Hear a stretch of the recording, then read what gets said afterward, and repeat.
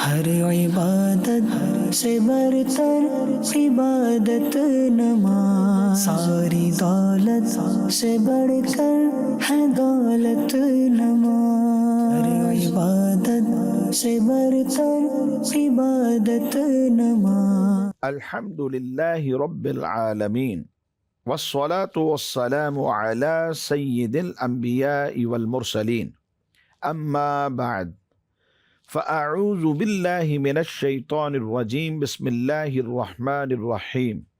الصلاة والسلام علیک یا رسول اللہ وعلى آلک واصحابک یا حبیب اللہ۔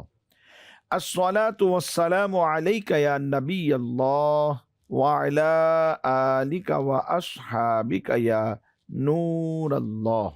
حضور نبی پاک صلی اللہ تعالی علیہ وآلہ وسلم کا فرمان عظمت نشان ہے۔ فرمایا من صلی علی فی یوم الف مرہ، جو مجھ پر ایک دن میں 1000 مرتبہ درود پاک پڑھے، فرمایا لم یمت حتی یرا مقعدہ من الجنہ او کما قال علیہ الصلاۃ والسلام۔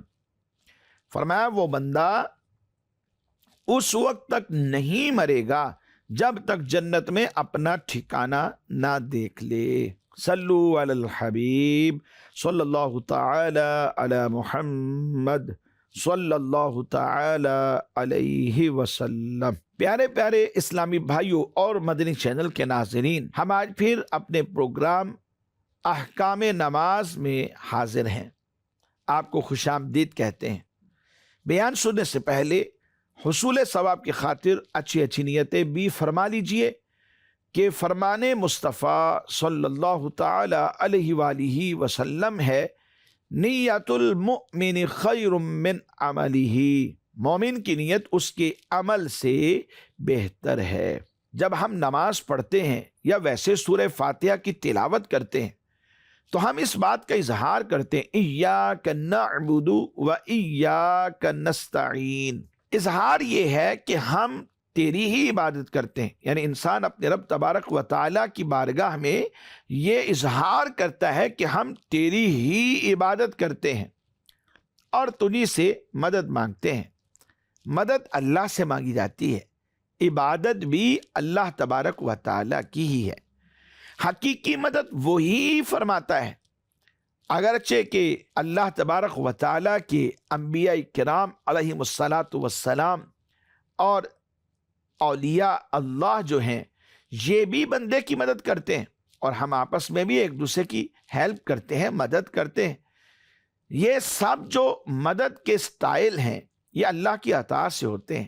اللہ ذاتی مدد کرتا ہے، وہ حقیقی طور پر مدد کرنے والا ہے، اور باقی کوئی بھی اس کی مخلوق میں مدد کرتا ہے تو اللہ تبارک و تعالیٰ کی عطا سے کرتا ہے۔ اللہ سے بھی اگر مدد مانگے تو رب نے اس کے انداز دیے ہیں، ہمیں اس کا ایک سلیقہ دیا ہے، ایک سٹائل دیا ہے۔ قرآن پاک میں اللہ تبارک و تعالیٰ ایک مقام پر ارشاد فرماتا ہے وَاسْتَعِینُوا بِالصَّبْرِ وَالصَّلَاةِ، فرمایا اور صبر اور نماز سے مدد چاہو، یعنی نماز کے ذریعے سے اللہ تبارک و تعالیٰ کی بارگاہ میں انسان مدد مانگے، یوں ہی صبر کے ذریعے سے، یعنی مشکل آ گئی، مصیبت آ گئی، پریشانی آ گئی تو ان مصائب و آلام پر، ان پریشانیوں پر بندہ کیا کرتا ہے؟ وہ صبر کا مظاہرہ کرتا ہے، اپنے نفس کو روک لیتا ہے، وہ شکوے اور شکایات نہیں کرتا، وہ ویلا نہیں مچاتا، وہ اللہ تبارک و تعالیٰ کی رضا پر راضی رہتا ہے، اور اس مصیبت پر، اس مشکل پر وہ صبر کا مظاہرہ کرتا ہے۔ تو یہ گویا کہ اللہ سے مدد طلب کر رہا ہے، نماز پڑھ رہا ہے، تو اللہ تبارک و تعالیٰ سے یہ بھی مدد کو طلب کرنے کا ایک سٹائل ہے، ایک انداز ہے۔ ناظرین، میں آپ کو ایک واقعہ سناتا ہوں، بہت پیارا واقعہ ہے۔ حضرت سری سقطی رحمت اللہ تعالی علیہ ایک مشہور اللہ کے ولی گزرے ہیں۔ حضرت خواجہ جنید بغدادی رحمت اللہ تعالی علیہ کے یہ پیر و مرشد بھی ہیں اور آپ کے ماموں جان بھی ہیں۔ یعنی حضرت جنید بغدادی رحمۃ اللہ تعالی علیہ، یہ طریقت میں، ولایت میں ایک بہت بڑا نام ہے، اور ان کے ماموں اور ان کے پیر و مرشد حضرت ابو الحسن سری سقطی رحمۃ اللہ تعالی علیہ، آپ کی خدمت میں ایک پڑوسن نے حاضری دی اور عرض کیا، اے ابو الحسن، رات میرے بیٹے کو سپاہی پکڑ کر لے گئے، شاید وہ اسے تکلیف پہنچائے، براہ کرم یعنی میں آپ سے گزارش کرتی ہوں کہ میرے بیٹے کی سفارش فرما دیجئے یا کسی کو میرے ساتھ بھیج دیجئے تاکہ وہ آپ کے حوالے سے جا کے وہ کہہ دے کہ مجھے حضرت سری سقطی رحمۃ اللہ تعالی علیہ نے بھیجا ہے اور اس بیٹے کو چھوڑ دیا جائے، یہ ناحق پکڑا گیا ہے۔ پڑوسن کی یہ فریاد سن کر حضرت سری سقطی رحمۃ اللہ تعالی علیہ نے کیا کیا؟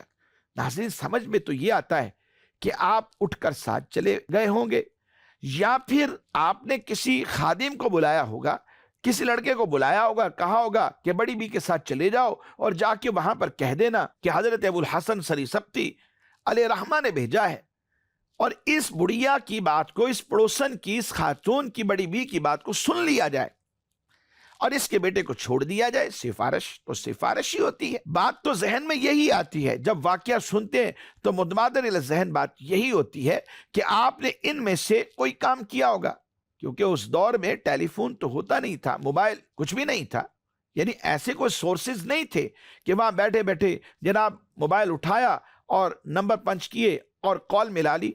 ایس ایچ او صاحب کے ساتھ، ایس پی صاحب کے ساتھ، ڈی ایس پی صاحب کے ساتھ، کسی کے ساتھ کال ملا کے ان کو سفارش کر دے، ایسی صورتحال تو تھی نہیں۔ اب ظاہر سی بات ہے، یا تو خود جانا پڑے گا اور یا پھر کسی کو بھیجنا پڑے گا۔ حضرت سری سقطی رحمت اللہ تعالی علیہ، اللہ کے ولی، آپ نے ان میں سے کوئی کام نہیں کیا، کھڑے ہوئے خشوع اور خضوع کے ساتھ نماز میں مشغول ہو گئے۔ اللہ اکبر۔ کافی دیر ہو گئی تو اس عورت نے یہ کہا کہ ابو الحسن جلدی کیجئے، کہیں ایسا نہ ہو کہ حاکم میرے بیٹے کو قید میں نہ ڈال دے، یعنی حوالات میں نہ بھیج دیا جائے۔ آپ نماز میں مشغول رہے، پھر سلام پھیرنے کے بعد اس خاتون سے آپ نے فرمایا، بہت پیارا جملہ ہے ناظرین، توجہ کی حاجت ہے۔ آپ فرمانے لگے، اللہ پاک کی بندی، میں تیرا ہی معاملہ تو حل کر رہا تھا۔ اللہ اکبر۔ نہ وہاں سے اٹھ کر اس پڑوسن کے ساتھ گئے اور نہ ہی کسی لڑکے کو بلا کے ساتھ بھیجا، سفارش ابھی کی نہیں، کھڑے ہوئے خشوع و خضوع کے ساتھ نماز پڑھ رہے، اور اس نماز کے سلام کے بعد آپ یہ کہتے ہیں کہ اے اللہ پاک کی بندی، میں تیرا معاملہ ہی تو حل کر رہا تھا۔ ابھی یہ گفتگو ہو ہی رہی تھی کہ اس پڑوسن کی خادمہ آ گئی، وہ بڑی بی جو پہلے موجود تھی، سفارش لینے آئی تھی، ان کی خادمہ نے آ کر کہا کہ بی بی جی واپس آ جائے۔ بھائی کیوں؟ کہا اس لیے کہ آپ کا بیٹا تو گھر آ چکا ہے۔ یہ سن کر وہ پڑوسن بہت خوش ہوئی اور آپ کو دعائیں دیتی ہوئی وہاں سے رخصت ہو گئی۔ ناظرین، کتنی پیاری حکایت ہے۔ اللہ کے نیک بندوں کا اللہ تبارک و تعالیٰ کی بارگاہ ہمیں توکل کیسا ہے، بھروسہ کیسا ہے کہ نماز کے ذریعے سے مدد۔ اللہ اکبر۔ قرآن پاک کی آیت کو سامنے رکھیے، وَاسْتَعِینُوا بِالصَّبْرِ وَالصَّلَاةِ، اور نماز سے اور صبر سے مدد چاہو، یعنی ان کے ذریعے سے اللہ تبارک و تعالیٰ کی بارگاہ سے مدد چاہو۔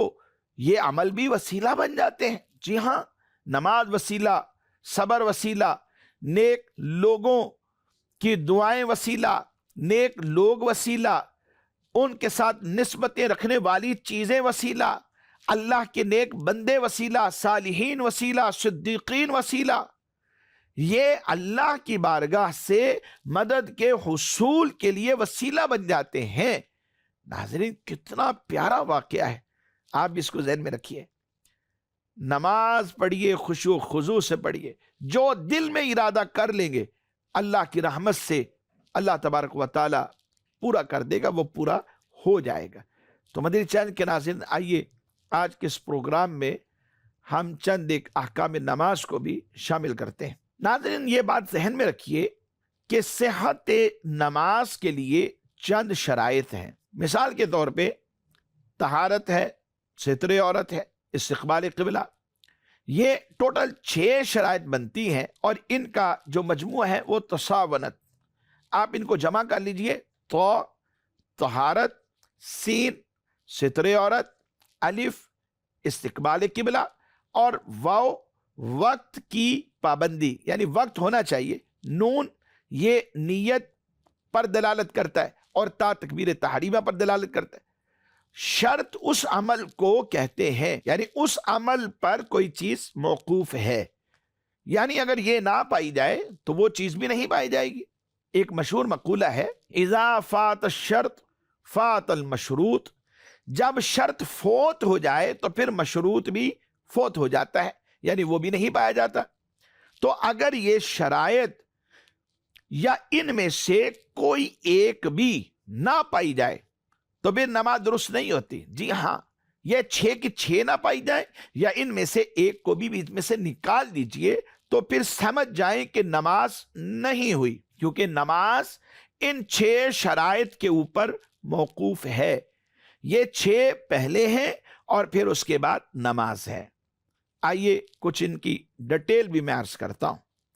ان میں سے جو پہلی ہے وہ ہے طہارت، یعنی پاکیزگی، جو اس بات کا تقاضا کرتی ہے کہ نماز میں داخل ہونے سے پہلے بندے کے جسم یعنی نمازی کا جسم، جگہ اور جو پہنا ہوا لباس ہے یہ اچھی طرح پاک اور صاف لباس وہ پہنا جائے، کیونکہ اس کے بغیر نماز کی ادائیگی کے جو شرعی تقاضے ہیں وہ پورے نہیں کیے جا سکتے۔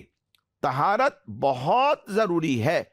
طہارت سے مراد کیا ہے؟ طہارت سے مراد یہ ہے کہ نجاست یعنی گندگی، ناپاکی کہہ لیں یا گندگی کہہ لیں، ناپاکی سے گندگی سے بندہ پاک ہو، خواہ وہ ظاہری گندگی ہو یا وہ باطنی گندگی یا باطنی نجاست ہو۔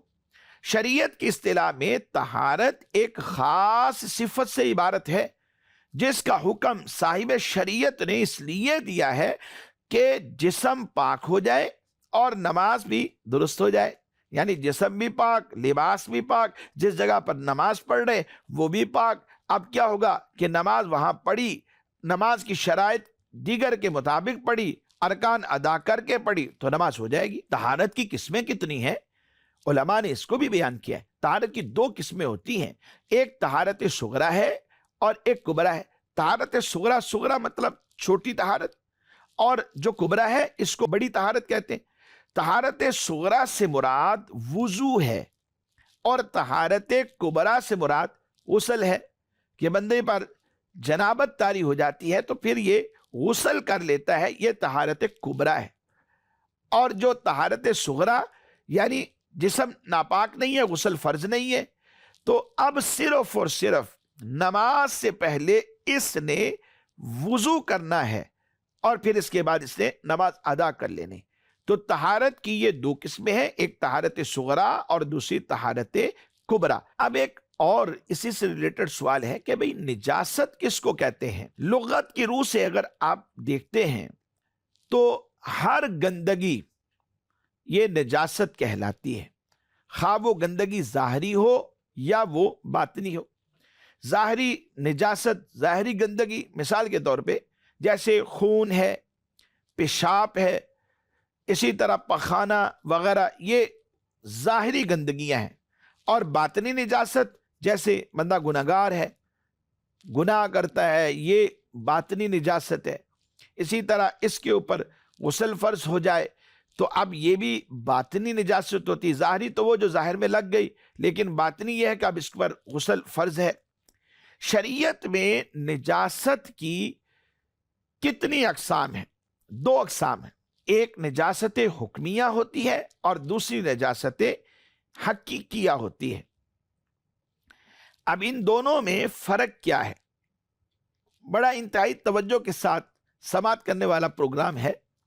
مدنی چینل کے ناظرین، نجاست حکمیہ اور نجاست حقیقیہ، دونوں میں فرق ہے۔ نجاست حکمیہ وہ نجاست ہے جو ظاہر میں نظر نہ آئے، لیکن شریعت نے اس سے پاک ہونے کا بندے کو حکم دیا ہے، جیسے حدث اکبر، موجبات غسل، یعنی وہ چیزیں جن سے غسل واجب ہوتا ہے، اور حدث اصغر جیسے نواقض وضو، وضو توڑنے والی چیزیں، یعنی جن کاموں کے کرنے سے بندے پر وضو لازم ہو جاتا ہے، اس کو نجاست حکمیہ کہا جاتا ہے۔ مراد یہ ہے کہ اس یعنی نمازی کا غسل بھی درست ہو اور نمازی کا وضو بھی درست ہو۔ یہ شریعت کی روح سے ایک عارضی کیفیت ہے جو بندے کے وجود کے اوپر طاری ہوتی ہے، یہ تمام بدن پر یا اس کے اعضاء پر وارد ہوتی ہے، یعنی بندے کے تمام وجود کے اوپر یہ کیفیت طاری ہو جاتی ہے اور طہارت سے پھر یہ دور ہو جاتی ہے۔ اور نجاست حقیقیہ کیا ہوتی ہے؟ نجاست حقیقیہ اس گندگی یا اس ناپاکی کو کہتے ہیں جو ظاہراً نظر بھی آئے۔ حکمیہ نظر نہیں آتی تھی، حقیقیہ نظر بھی آتی ہے، یعنی پتہ چلتا ہے بندے کے وجود پر خون لگا ہوا ہے، کپڑوں کے اوپر بلڈ لگا ہوا ہے، خون لگا ہوا ہے، یا اس کے وجود پر پخانہ لگ گیا۔ اب یہ ظاہری نجاستیں ہیں کہ جو بندے کے وجود پر نظر بھی آتی ہیں، اور اسے شرع نے اصطلاحاً نجس قرار دیا ہے کہ جو ظاہراً نظر آئے وہ نجس ہے۔ اب وہ نظر آ رہی ہے تو نجاست ہی ہوتی ہے۔ تو کہا انسان اپنے کپڑوں، بدن اور کھانے پینے کی چیزوں کو اس سے بچاتا ہے، پیشاب سے بچاتا ہے، شراب سے بچاتا ہے، پخانہ سے بچاتا ہے، خون سے بچاتا ہے۔ یہ سب چیزیں کیا ہیں؟